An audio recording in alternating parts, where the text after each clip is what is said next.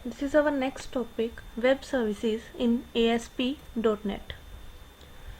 So web services ਕੀ ਹੁੰਦੀਆਂ ਕਿੱਦਾਂ use ਹੁੰਦੀਆਂ ठीक है ਕੀ ਇਹਦੇ ਵਿੱਚ requirements ਹੈ ਐਂਡ ਇਹ यूज़ ਕਿਉਂ ਕਰਦੇ ਹਾਂ ਅਸੀਂ ਇਹ ਚੀਜ਼ਾਂ ਅੱਜ ਅਸੀਂ ਦੇਖਾਂਗੇ ਠੀਕ ਹੈ। ਫਸਟ ਆਫ ਆਲ ਇੰਟਰੋਡਕਸ਼ਨ ਕੀ ਹੈ ਵੈਬ ਸਰਵਿਸਿਜ਼ ਦੀ, ਇਹਦੇ ਵਿੱਚ ਕੀ ਆਉਂਦਾ।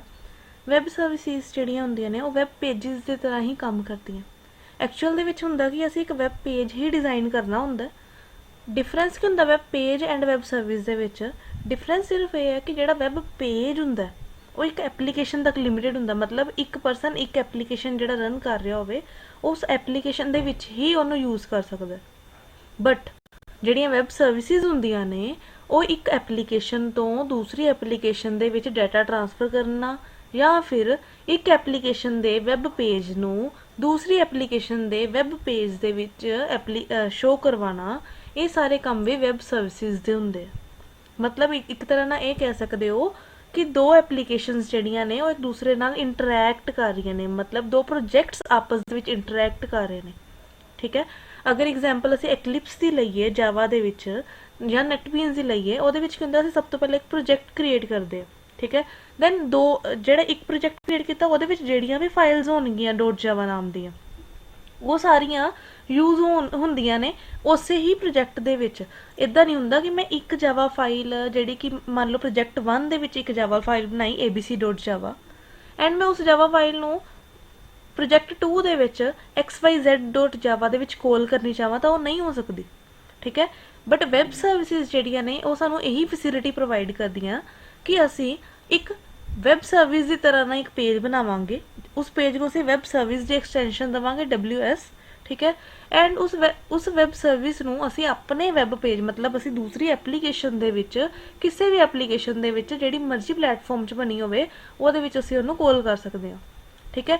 ਰਿਕੁਆਇਰਮੈਂਟ ਸਿਰਫ ਇੰਨੀ ਹੁੰਦੀ ਹੈ ਕਿ ਉਹ ਐਪਲੀਕੇਸ਼ਨ ਜਾਂ ਤਾਂ ਸੇਮ ਓਪਰੇਟਿੰਗ ਸਿਸਟਮ 'ਤੇ ਰਨ ਹੁੰਦੀ ਹੋਵੇ ਠੀਕ ਹੈ ਜਾਂ ਫਿਰ ਸੇਮ ਲੈਂਗੁਏਜ ਦੇ ਵਿੱਚ ਪ੍ਰੋਗਰਾਮਿੰਗ ਕੀਤੀ ਹੋਵੇ ਉਹਦੀ ਠੀਕ ਹੈ।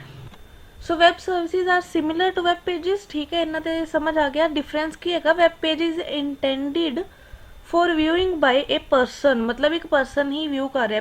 ਪਰਸਨ ਵਿਊ ਕਰ ਰਿਹਾ ਮਤਲਬ ਇੱਕ ਐਪਲੀਕੇਸ਼ਨ ਦੇ ਵਿੱਚ ਵਿਊ ਕਰ ਰਿਹਾ ਠੀਕ ਹੈ। While web service is used strictly for one person to interact with another.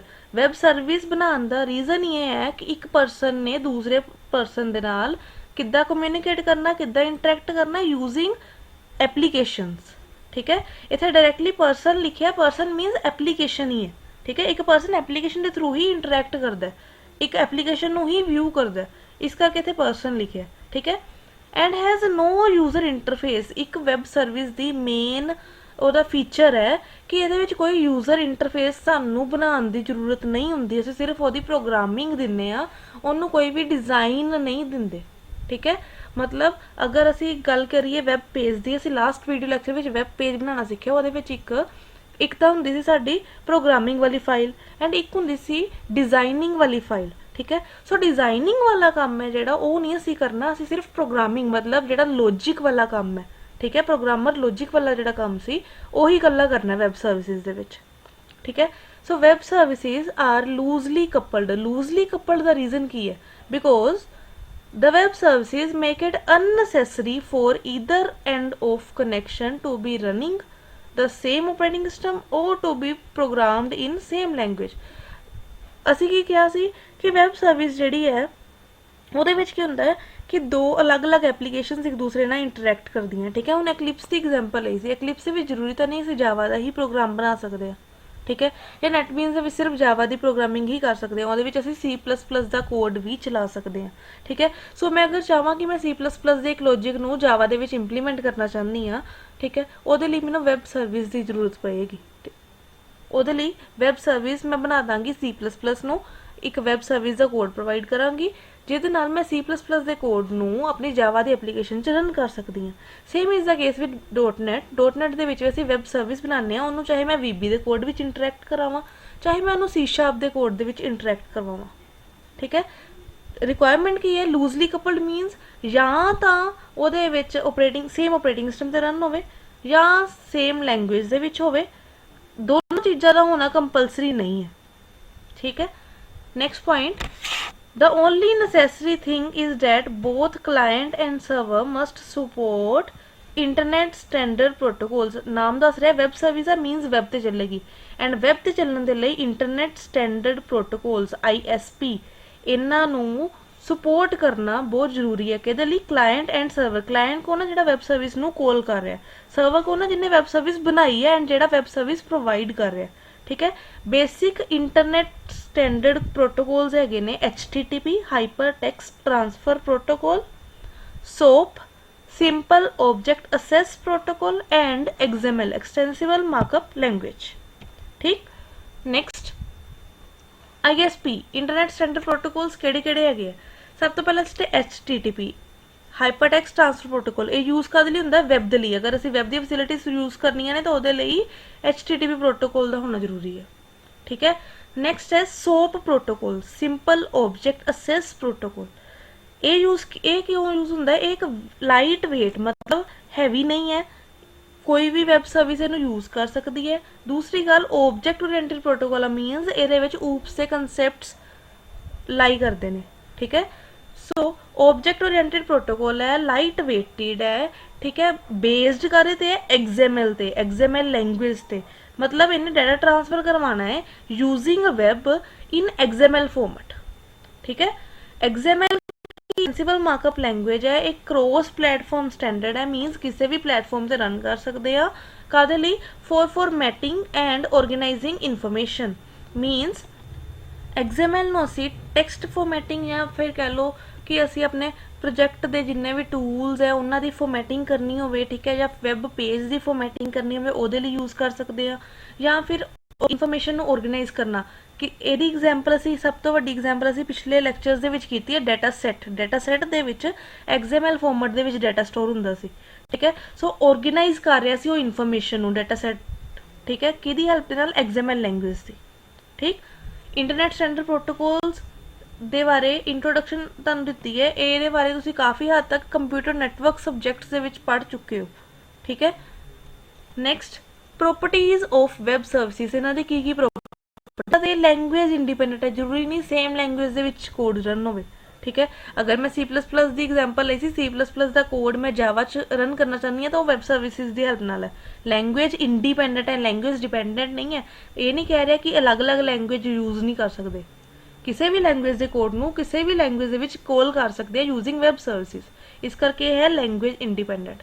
Next ਹੈ protocol independent. Why protocol independent? Because ਇਹਦੇ ਵਿੱਚ ਸਿਰਫ ISP ਮੀਨਸ ਇੰਟਰਨੈਟ ਦੇ ਜਿਹੜੇ ਪ੍ਰੋਟੋਕੋਲਸ ਚਾਹੀਦੇ ਨੇ ਉਹ ਉਹਨਾਂ ਦਾ ਹੀ ਇੰਟਰਨੈਟ ਸਟੈਂਡਰਡ ਪ੍ਰੋਟੋਕੋਲਸ ਦਾ ਹੀ ਕੰਪਲਜਨ ਹੈ ਕਿ ਇਹ ਹੋਣੇ ਚਾਹੀਦੇ। ਹੁਣ ਕਿਹੜੇ ਵਾਲਾ ਹੋਣਾ ਚਾਹੀਦਾ ਇਹ ਕੋਈ ਕੰਪਲਜਨ ਨਹੀਂ ਹੈ। ਐਂਡ ਇੰਟਰਨੈਟ ਸਟੈਂਡਰਡ ਪ੍ਰੋਟੋਕੋਲਸ ਤੇ ਹਰ ਇੱਕ PC ਹਰ ਇੱਕ ਫੋਨ ਦੇ ਵਿੱਚ ਯੂਜ਼ ਹੋ ਰਹੇ ਨੇ ਅੱਜ ਕੱਲ੍ਹ। Next is platform independent. Platform independent ਦੇ ਵਿੱਚ ਕੀ ਹੁੰਦਾ ਹੈ ਕਿ ਸਾਡੀ ਜਿਹੜੀ ਵੈਬ ਸਰਵਿਸ ਹੈ ਉਹ ਜ਼ਰੂਰੀ ਨਹੀਂ ਕਿ ਮੇਰੀ ਸਿਰਫ ਇੱਕ ਹੀ ਆਪਰੇਟਿੰਗ ਸਿਸਟਮ 'ਤੇ ਰਨ ਹੋਵੇ, ਡਿਫਰੈਂਟ ਆਪਰੇਟਿੰਗ ਸਿਸਟਮ 'ਤੇ ਰਨ ਹੋ ਸਕਦੀ ਹੈ। ਇਸ ਕਰਕੇ ਉਹ ਪਲੈਟਫਾਰਮ ਇੰਡੀਪੈਂਡੈਂਟ ਹੈ। ਠੀਕ ਹੈ। ਨੈਕਸਟ ਹੈ ਇਟ ਐਜ਼ਿਊਮਸ ਸਟੇਟਲੈਸ ਸਰਵਿਸ ਆਰਕੀਟੈਕਚਰ। ਇੱਕ ਹੁੰਦੀ ਹੈ ਸਟੇਟਫੁਲ, ਇੱਕ ਹੁੰਦੀ ਸਟੇਟਲੈਸ। ਠੀਕ ਹੈ। ਸੋ ਸਟੇਟਲੈਸ ਸਰਵਿਸ ਆਰਕੀਟੈਕਚਰ ਕੀ ਹੁੰਦਾ ਹੈ? ਇਹ ਦੱਸਦਾ ਹੈ ਕਿ ਦੋਨੋਂ ਕਲਾਇੰਟ ਐਂਡ ਸਰਵਰ ਦੋਨਾਂ ਦਾ ਸੇਮ ਪਲੇਟਫਾਰਮ ਜਾਂ ਸੇਮ PC ਠੀਕ ਹੈ ਉਹਨਾਂ ਤੇ ਹੋਣਾ ਜ਼ਰੂਰੀ ਨਹੀਂ ਹੈ। ਜ਼ਰੂਰੀ ਨਹੀਂ ਹੈ ਕਿ ਸਾਡਾ ਕਲਾਇੰਟ ਐਂਡ ਸਰਵਰ ਦੋਨੋਂ ਸੇਮ ਮਸ਼ੀਨ ਤੇ ਰਨ ਹੋ ਰਹੇ ਹੋਣ। ਠੀਕ ਹੈ। ਸਰਵਰ ਕਿਸੇ ਹੋਰ ਮਸ਼ੀਨ ਤੇ ਹੋ ਸਕਦਾ ਹੈ, ਕਲਾਇੰਟ ਕਿਸੇ ਹੋਰ ਮਸ਼ੀਨ ਤੇ ਹੋ ਸਕਦਾ ਹੈ। ਐਂਡ ਸਰਵਰ ਦੀ web service may be PC 1 ਦੇ ਵਿੱਚ ਹੋਵੇ ਐਂਡ ਕਲਾਇੰਟ ਜਿਹੜੀ ਵੈਬ ਸਰਵਿਸ ਨੂੰ ਕਾਲ ਕਰਨਾ ਚਾਹੁੰਦਾ ਹੈ ਉਹ ਮੇ ਬੀ PC 2 ਦੇ ਵਿੱਚ ਹੋਵੇ, ਜਿਹੜੇ ਇੱਕ ਦੂਸਰੇ ਦੇ ਨਾਲ ਵਾਇਆ ਇੰਟਰਨੈਟ ਕਨੈਕਸ਼ਨ ਇੱਕ ਦੂਜੇ ਨਾਲ ਕਨੈਕਟਡ ਹੋਣ। ਦੈਨ ਉਸ ਕੇਸ ਦੇ ਵਿੱਚ ਵੀ ਵੈਬ ਸਰਵਿਸਿਜ਼ ਅਸੀਂ ਯੂਜ਼ ਕਰ ਸਕਦੇ ਹਾਂ। ਇਸ ਕਰਕੇ ਇਹ ਸਟੇਟਲੈਸ ਸਰਵਿਸ ਆਰਕੀਟੈਕਚਰ ਹੈ। ਠੀਕ ਹੈ। ਨੈਕਸਟ ਹੈ XML ਬੇਸਡ। ਅਸੀਂ ਪਿੱਛੇ ਇਹਦਾ ਫੀਚਰ ਪੜ੍ਹ ਚੁੱਕੇ ਹਾਂ ਕਿ XML ਪ੍ਰੋਟੋਕੋਲਸ ਯੂਜ਼ ਕਰਦਾ ਹੈ। ਠੀਕ ਹੈ। ਸੋ XML ਬੇਸਡ ਹੈ ਤਾਂ ਇਹਦੀ ਇਨਫੋਰਮੇਸ਼ਨ ਜਿਹੜੀ ਵੀ ਹੈ ਜਾਂ ਫਿਰ ਰਿਕਾਰਡ ਜਿਹੜਾ ਰੱਖਦਾ ਹੈ ਉਹ ਸਾਰਾ XML ਫਾਰਮੈਟ 'ਚ ਰੱਖਦਾ। ਠੀਕ। ਲਾਸਟ ਹੈ loosely coupled connection between system. This feature is also explained in last slide ਕਿ ਲੂਜ਼ਲੀ ਕਪਲਡ ਮੀਨਸ ਦੋਨੋਂ ਕਲਾਇੰਟ ਐਂਡ ਸਰਵਰ ਇੱਕ ਦੂਸਰੇ ਦੇ ਨਾਲ ਜ਼ਰੂਰੀ ਨਹੀਂ ਕਿ ਉਹ ਦੋਨੋਂ ਜਾਣੇ ਸੇਮ ਹੀ PC ਤੇ ਰਨ ਹੁੰਦੇ ਹੋਣ, ਅਲੱਗ-ਅਲੱਗ PC ਤੇ ਵੀ ਰਨ ਹੋ ਸਕਦੇ ਨੇ ਜਾਂ ਫਿਰ ਸੇਮ ਆਪਰੇਟਿੰਗ ਸਿਸਟਮ ਤੇ ਰਨ ਹੋਣਾ ਜ਼ਰੂਰੀ ਨਹੀਂ ਹੈ ਉਹਨਾਂ ਦਾ। ਠੀਕ ਹੈ। ਜਾਂ ਇੱਦਾਂ ਕਹਿ ਲਓ कि क्लाइंट एंड सर्वर अलग अलग जगह ते स्टोर होने के बावजूद एक दूसरे नाल कनैक्शन बना सकते हैं। Loosely coupled and tightly coupled operating system का जो कंसैप्ट सीगा उही कंसैप्ट इत्थे लूजली कपल्ड कनैक्शन है सिस्टम्स दे विच। ठीक है, नैक्सट वैब सर्विस आर्कीटैक्चर। हुण अगर वैब सर्विसिज के आर्कीटैक्चर की गल करिए तो दो आर्कीटैक्चर्स बन सकते हैं। ठीक है, एक आर्कीटैक्चर किस बेसिस पे बनता है, roles of each web service actor. एक तो आर्कीटैक्चर बना सकते हैं कि वैब सर्विस दे विच किहड़े-किहड़े बंदे काम कर रहे हैं, किहड़े-किहड़े उहदे विच रोल प्ले कर रहे हैं, उन्हां दे बेस ते। सैकेंड आर्कीटैक्चर जिहड़ा है वो है वैब सर्विसिज प्रोटोकॉल स्टैक दे बेस ते। ठीक है, तो वैब सर्विसिज हुंदा कि एक एप्लीकेशन हुंदी है और रिक्वेस्ट करती है वैब सर्विस दे लई किसी सर्वर नूं। ठीक है, दैन सर्वर जिहड़ा है वो रिस्पोंस दिंदा है, same like client server architecture. Client request करता है एंड सर्वर उन्होंने रिस्पोंस करता है। ठीक है, सो क्लाइंट की है application A and web service की है सर्वर, एंड इस तरीके नाल यही मॉडल है जिहड़ा वैब सर्विसिज यूज़ करती है। ठीक, नैक्सट वैब सर्विसिज रोल। सब तो पहला आर्कीटैक्चर सीगा वैब सर्विसिज रोल्स दे बेस ते, वैब सर्विस आर्कीटैक्चर्स दे बेस ते। ठीक है, उहदे विच की है, तीन रोल्स है, तीन एक्टर्स ने जिहड़े उहदे विच रोल प्ले करते हैं। सब तो पहला है सर्विस प्रोवाइडर। सर्विस प्रोवाइडर को ना जिहड़ा वैब सर्विस प्रोवाइड करता है, मतलब जिन्हें वैब सर्विस क्रिएट की एंड सर्विस प्रोवाइडर ने की किया, उन्हें क्रिएट करके अवेलेबल कर दी बाकी यूजर्स के लिए। ठीक है, this is the provider of web service. The service provider implements the service, उन्हें इंप्लीमेंट भी की and makes it available on internet, उन्हें इंटरनेट से अवेलेबल भी करवाई, वो है सर्विस प्रोवाइडर। उन्होंने पब्लिशर भी कहा जाता है क्योंकि पब्लिश उन्हें की है।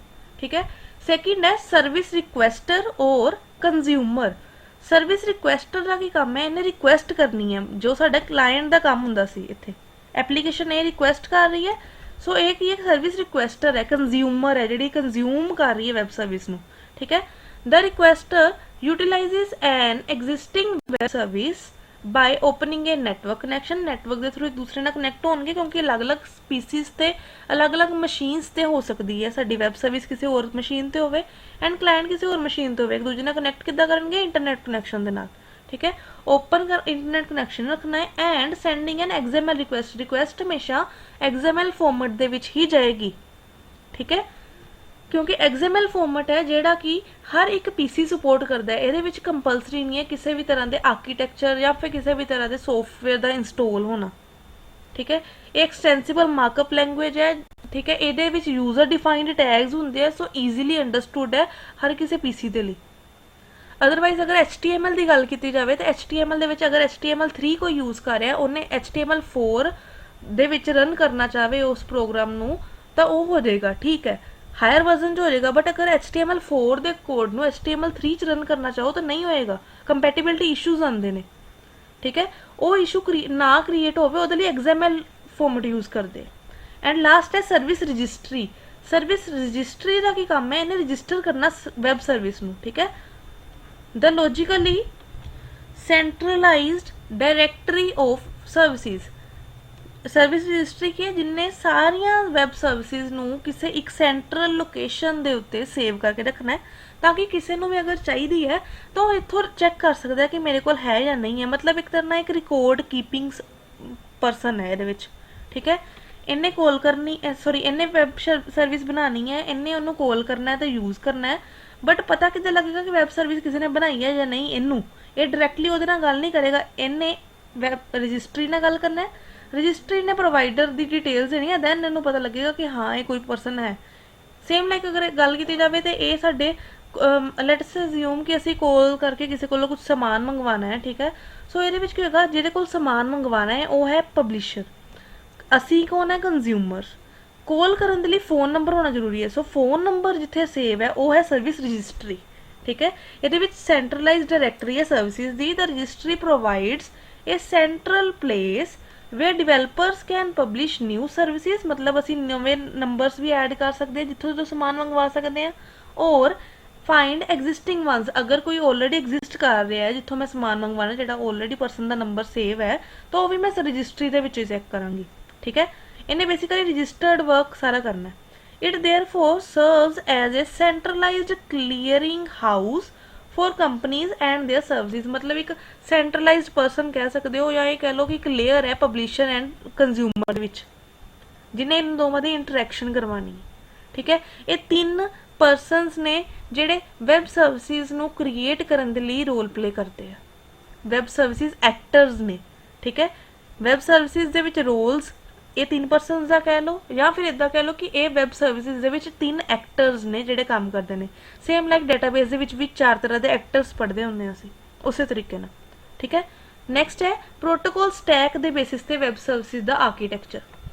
ਹੁਣ ਇਹਦੇ ਵਿੱਚ 5 ਲੇਅਰਸ ਆਉਂਦੀਆਂ ਨੇ। ਸਭ ਤੋਂ ਪਹਿਲਾਂ ਤਾਂ Discovery, description, message format, encoding and transport. Discovery ने फाइंड आउट करना कि कोई वैब सर्विस है या नहीं। डिस्क्रिप्शन ने उसकी डिस्क्रिप्शन चेक करनी कि केड़ी वैब सर्विस किस काम कर रही है, केड़ा काम कर रही है। मैसेज फॉर्मेट ने दसना कि किस मैसेज फॉर्मेट के डाटा ट्रांसफर होएगा। एनकोडिंग ने सिक्योरिटी प्रोवाइड करनी है या एनकोडिंग डिकोडिंग का काम इस लेयर का। एंड लास्ट है ट्रांसपोर्ट जिन्हें एक्चुअल डाटा ट्रांसफर करना है। ठीक है, सो वैब प्रोटोकॉल स्टैक जिहड़ा हैगा डिफाइन की करता है यूज ऑफ वेरियस प्रोटोकॉल्स। ये सारे प्रोटोकॉल्स आएंगे जिहड़े सानू इंप्लीमेंटेशन के लिए हैल्प करते हैं वैब सर्विसिज की। ठीक है, किहड़े किहड़े प्रोटोकॉल्स ने पहला उन्हां दे असीं फुल फॉर्म्स देख लेने ते इन्हां दा मतलब समझांगे बाद विच। ठीक है, सब तो पहला तो है UDDI, मोस्ट इंपोर्टेंट प्रोटोकॉल है वैब सर्विसिज का। Universal description, discovery and integration, इसका नाम ही दस रहा है। इन्हें डिस्क्रिप्शन भी करनी है, डिस्कवरी भी करनी है एंड इंटीग्रेशन भी करनी है कादी वैब सर्विसिज दी। ठीक है, नैक्सट है DISCO, बेसिकली ये डिस्को नहीं। ठीक है, इनू आप डिस्कवरी एंड कन्फिगरेशन कहते हैं। डिस्कवर करना एंड कन्फिगर करना किसी चीज़ को फाइंड आउट करना, डिस्कवर करना उन्होंने। ठीक है, एंड कन्फिगर करना ताकि असी अपने रिक्वायरमेंट्स के अकॉर्डिंग उन्होंने कन्फिगर कर सकीए। ठीक, WSDL ये भी सैकेंड मोस्ट इंपोर्टेंट प्रोटोकॉल है। वैब सर्विस डेफिनेशन लैंग्वेज दा प्रोटोकॉल है। ये दसदा है कि किस लैंग्वेज के वैब सर्विस बनाई गई है। ये सारियां डिटेल्स इन्हें रखनी है। ठीक है, नैक्सट है XML एक्सटेंसिबल मार्कअप लैंग्वेज। ये बारे तुहानू पता है। SOAP simple object assess protocol, ये प्रोटोकॉल यूज होंदा है जो असीं XML फॉर्मेट दे विच डाटा ट्रांसफर करना हो या मैसेज ट्रांसफर करना हो। ठीक है, उस काम के लिए ये यूज होएगा जो असी सर्वर नू रिक्वेस्ट करनी हो एक क्लाइंट ने तो उस टाइम पर करनी तो XML फॉर्मेट दे विच है। किन्ने करनी है, वो SOAP ने करनी है। यूज किहदा करना उस रिक्वेस्ट करन दे लई, HTTP दा या SMTP दा या FTP दा। HTTP stands for hyper text transfer protocol, SMTP stands for simple mail transfer protocol. HTTP तो वैब कनैक्शन के लिए यूज होंदा है। SMTP मेल्स ट्रांसफर करने के लिए या फिर मैसेजेस ट्रांसफर करने के लिए यूज होंदा है। एंड FTP जिहड़ा है फाइल्स ट्रांसफर करने के लिए यूज होंदा है। ठीक है, सो ये इंपोर्टेंट वंस एक तो UDDI है, एक WSDL है, XML है, SOAP भी है। एंड ये 3 तो तुहानू ऑलरेडी पता ही है। डिस्को जिहड़ा है डिस्कवरी एंड कन्फिगरेशन का, ये बेसिकली यूज काफ़ी हद तक होंदा है बट कई जगह तो ये लोड़ नहीं पैंदी बिकॉज UDDI है जिहड़ा इहदे विच ओ इनू यूज करन दे लई असीं इहदी बजाय इनू यूज कर लैंदे हां। ठीक है, क्यों? क्योंकि इहदे विच फीचर्स इहदे नालों वध ने। सो बैटर ऑप्शन ही हर एक पर्सन प्रैफर करता जदों भी कोई चीज़ देखनी होवे उन्हें। ठीक है, नैक्सट स्टैक कुछ इस तरह है कि सब तो पहली लेयर 1 2 3 4 एंड 5 इस तरह लेयर्स है। ठीक है, हुण लेयर 1 की है discovery the. Discovery they which UDDI and DISCO discovery and configuration ये दोनों आ गए। ठीक है, डिस्कवरी करने के लिए क्योंकि ये भी डिस्कवरी का काम सी, ये भी डिस्कवरी का काम सी। डिस्क्रिप्शन के लिए WSDL यूज होंदा है। वैब सर्विस डेफिनेशन लैंग्वेज नहीं डिस्क्राइब करना साडी वैब सर्विस नू। XML जिहड़ी है एक्सटेंसिव मार्कअप लैंग्वेज है, ये भी डिस्क्राइब करेगी। स्कीमा एंड डॉक्यूमेंट्स, स्कीमा की हुंदा सी? स्कीमा अगर याद होवे तो साडे डेटाबेस का एक कंसैप्ट है स्कीमास। ठीक है, वही वाली स्कीमास है ये भी। ठीक है, एक डेटाबेस के टेबल नू स्कीमा कह दिंदे सी। सो जिहड़ा सी कंसैप्ट कीता सी पहला मैटा डेटा का, तो वो सारा जिहड़ा है वो साडे इस लेयर दे विच आ जांदा है। जिन्ने भी ये प्रोटोकॉल्स है, जिन्नियां भी ये एलीमेंट्स है डिस्क्रिप्शन लेयर दे विच, वो मैटा डेटा का काम करते हैं। ठीक है, नैक्सट है मैसेज फॉर्मेट। मैसेज फॉर्मेट दे विच SOAP प्रोटोकॉल दसेगा कि किस मैसेज फॉर्मेट दे विच डाटा ट्रांसफर होएगा। एंड एनकोडिंग की है XML अगर असी फाइल ਬਣਾ ਰਹੇ ਹਾਂ ਤਾਂ ਉਹ ਹਰ ਇੱਕ ਪਰਸਨ ਨੂੰ ਨਹੀਂ ਪਤਾ ਵੀ ਉਹਦੇ ਵਿੱਚ ਕੀ ਲਿਖਿਆ, ਠੀਕ ਹੈ। ਇਹ ਸਿਰਫ ਜਾਂ ਤਾਂ ਪ੍ਰੋਗਰਾਮਰ ਜਿਹੜਾ ਹੈ ਉਹ ਸਮਝ ਸਕਦਾ ਹੈ, ਠੀਕ ਹੈ, ਉਸ ਤੋਂ ਇਲਾਵਾ ਕੋਈ ਹੋਰ ਪਰਸਨ ਨਹੀਂ ਸਮਝ ਸਕਦਾ, ਠੀਕ। ਅਗਰ ਨੋਰਮਲ ਯੂਜ਼ਰ ਨੂੰ XML ਦੀ ਫਾਈਲ ਦੇ ਦਿੱਤੀ ਜਾਵੇ, ਉਹਨੂੰ ਕਿਹਾ ਜਾਵੇ ਵੀ ਇਹ ਡਿਸਕ੍ਰਾਈਬ ਕਰ ਕੀ ਲਿਖਿਆ, ਉਹਨੂੰ ਨਹੀਂ ਸਮਝ ਆਏਗਾ, ਠੀਕ ਹੈ। ਸੋ XML ਦੇ ਲਈ ਐਨਕੋਡਿੰਗ ਦੇ ਲਈ XML ਯੂਜ਼ ਹੁੰਦਾ, ਠੀਕ ਹੈ। ਲਾਸਟ ਹੈ ਟਰਾਂਸਪੋਰਟ ਦੇ ਲਈ ਇਹ 3 ਪ੍ਰੋਟੋਕੋਲਸ ਯੂਜ਼ ਹੁੰਦੇ ਮੋਸਟਲੀ। ਇਸ ਤੋਂ ਇਲਾਵਾ ਟੈਲਨੈਟ ਇੱਕ ਹੋਰ ਪ੍ਰੋਟੋਕੋਲ ਹੈ, ਉਹ ਵੀ ਯੂਜ਼ ਹੋ ਸਕਦਾ, ਟੈਲੀਕਮਿਊਨੀਕੇਸ਼ਨ ਨੈਟਵਰਕ, ਠੀਕ ਹੈ। ਹੁਣ ਫਸਟ ਲੇਅਰ ਸੀ ਪ੍ਰੋਟੋਕੋਲ ਦੀ, ਇਹ ਕੀ ਡਿਫਾਈਨ ਕਰਦੀ ਹੈ, ਰੂਲਸ ਕਾਦੇ ਲਈ, communication with client in some manner understood by both side. मतलब अगर क्लाइंट सर्वर ਦੇ ਨਾਲ ਕਮਿਊਨੀਕੇਟ ਕਰਨਾ ਚਾਹੁੰਦਾ ਹੈ, ठीक है। ਹੁਣ ਇਮੇजिन कर लो मैं ਤੁਹਾਡੇ ਨਾਲ ਗੱਲ ਕਰਨੀ ਹੋਵੇ, ठीक है, तो मैं फ्रेंच लैंग्वेज यूज़ करी जावां तो ਤੁਹਾਨੂੰ ਉਹ लैंग्वेज समझ नहीं आती, दैन ਉਹ कम्यूनीकेशन सक्सैसफुल नहीं होएगी। सो प्रोटोकॉल यही दसदा है कि अगर 2 पर्सनस ने या 2 पार्टीज़ ने एक दूसरे नाल कम्यूनीकेट करना है तो दोनों की लैंग्वेज सेम होनी चाहिए है, दोनों के रूल्स सेम होने चाहिए ने ट्रांसफर करने दे डाटा, ठीक है। इदा ना हो कि मैं डाटा मेल के थ्रू ट्रांसफर कर रही होवां एंड तुसीं WhatsApp से डाटा रिसीव करने लई वेट कर रहे हो, then it is also a problem. Protocol यही दसदा है कि किस तरह के रूल्स कम्यूनीकेशन के लिए आएंगे ताकि दोनों पार्टीज एक दूसरे नाल समझ सकन, एक दूसरे की गल समझ सकन या एक दूसरे के डाटा नूं समझ सकन, ठीक है। प्रोटोकॉल दे विच रूल्स आंदे ने सारे दे सारे डाटा ट्रांसफर दे। नैक्सट है डायरैक्टरीज, ये कहते टू लिस्ट सर्विसिज। डायरैक्टरीज दे विच हमेशा सर्विसिज की लिस्ट हुंदी है and make them available to developers. Directories जिहड़ियां ने साडियां ये डिस्कवरी या डिस्क्रिप्शन इन्हां दोनों दे विच ही क्रिएट हुंदियां ने, ठीक है। सो ਇਹਦੇ ਵਿੱਚ ਸਰਵਿਸਿਜ਼ ਦੀ ਲਿਸਟ ਹੁੰਦੀ ਹੈ, ਕਿਹੜੀ ਸਰਵਿਸਿਜ਼ ਅਵੇਲੇਬਲ ਹੈ ਤੇ ਉਹਨਾਂ ਨੂੰ ਅਵੇਲੇਬਲ ਵੀ ਕਰਵਾਉਣਾ ਹੈ ਡਿਵੈਲਪਰਸ ਦੇ ਲਈ, ਤੇ ਉਹ ਕੰਮ ਸਾਰਾ ਡਾਇਰੈਕਟਰੀਜ਼ ਕਰਦੀਆਂ, ਠੀਕ ਹੈ। ਐਂਡ ਇਹ ਡਾਇਰੈਕਟਰੀਜ਼ ਜਿਹੜੀਆਂ ਡਿਸਕਵਰੀ ਐਂਡ ਡਿਸਕ੍ਰਿਪਸ਼ਨ ਦੋਨਾਂ ਦੇ ਲਈ ਯੂਜ਼ ਹੁੰਦੀ ਹੈ। ਨੈਕਸਟ ਹੈ ਡਿਸਕਵਰੀ ਵਿੱਚ ਕੀ ਹੁੰਦਾ, ਅਸੀਂ ਡਿਸਕਵਰ ਕਰਨਾ ਹੈ, ਫਾਈਂਡ ਆਊਟ ਕਰਨਾ ਹੈ। ਸੋ ਲਿਸਟ ਸਰਵਿਸਿਜ਼ ਦੀ ਲਿਸਟ ਨੂੰ ਤਾਂ ਆਪਾਂ ਰੈਫਰ ਕਰਾਂਗੇ ਹੀ ਉਹਦੇ ਲਈ, ਠੀਕ ਹੈ। ਲੋਕੇਟ ਕਰਨਾ ਜਾਂ ਡਿਸਕਵਰ ਕਰਨਾ ਡਾਕੂਮੈਂਟਸ ਨੂੰ ਯੂਜ਼ਿੰਗ ਡਾਇਰੈਕਟਰੀਜ਼, ਠੀਕ ਹੈ। ਡੈਟ ਡਿਸਕ੍ਰਾइब ਵੈਬ ਸਰਵਿਸਿਜ਼ ਤੇ ਇਹਦੇ ਲਈ UDDI ਪ੍ਰੋਟੋਕੋਲ ਜੋ ਅਸੀਂ ਪਹਿਲਾਂ ਕਰ ਚੁੱਕੇ ਹਾਂ ਡਿਸਕਵਰੀ ਦੇ ਲਈ UDDI ਪ੍ਰੋਟੋਕੋਲ ਮੋਸਟਲੀ ਯੂਜ਼ ਹੁੰਦਾ, ਠੀਕ ਹੈ। ਡਿਸਕ੍ਰਿਪਸ਼ਨ ਦੇ ਵਿੱਚ ਕੀ ਆਉਂਦਾ ਹੈ, WSDL ਯੂਜ਼ ਹੁੰਦਾ ਹੈ ਕਾਹਦੇ ਲਈ, ਡਿਸਕ੍ਰਾइब ਕਰਨ ਦੇ ਲਈ ਵੈਬ ਸਰਵਿਸਿਜ਼ ਨੂੰ। ਅਗਰ ਵੈਬ ਸਰਵਿਸ ਡਿਸਕ੍ਰਾइब ਕਰਨੀ ਹੈ ਤਾਂ ਉਹ ਵੀ ਡਾਇਰੈਕਟਰੀ ਦੇ ਕੋਲ ਹੋਏਗਾ ਵੀ ਕਿਹੜੀ ਸਰਵਿਸ ਹੈ, ਉਸ ਤੋਂ ਬਾਅਦ ਉਹਨੂੰ ਡਿਸਕ੍ਰਾइब ਕਰੋਗੇ। ਇਸ ਕਰਕੇ ਡਿਸਕ੍ਰਿਪਸ਼ਨ ਵੀ ਡਾਇਰੈਕਟਰੀ ਨੂੰ ਰੈਫਰ ਕਰਦਾ, ठीक है। इस तो इलावा वैब सर्विसिज दे विच किहड़े पैरामीटर्स है, हुण वैब सर्विस दे विच असीं किस तरह बनाने, एक फंक्शन बना के हुण उस फंक्शन दे विच किहड़े पैरामीटर्स पास हो रहे ने, किहड़े पैरामीटर दा की वर्किंग है, की काम है, क्यों यूज़ कर रहे हैं उस पैरामीटर नूं, ठीक है। एंड उस किस पैरामीटर दे विच किस टाइप की वैल्यू जावे, डाटा टाइप ऑफ पैरामीटर्स, ठीक है। ये सारी चीज़ां ध्यान रखनियां ने डिस्क्रिप्शन लेयर ने।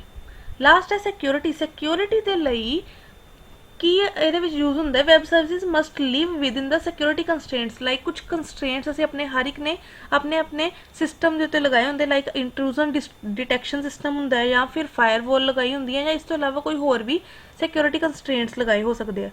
सो वैब सर्विस नूं उन्हां दी हद दे अंदर रहना चाहिए। ये ना हो कि वैब सर्विस विच कुछ कोड इस तरह का हो जिहड़ा कि IDS या फायरवॉल या फिर किसी सिक्योरिटी कंस्ट्रेंट के रूल नूं अनफॉलो करता होवे। दैन सिक्योरिटी ब्रेक नहीं करनी चाहिए वैब सर्विस नूं साडे PC दी या साडे सिस्टम दी, ठीक है।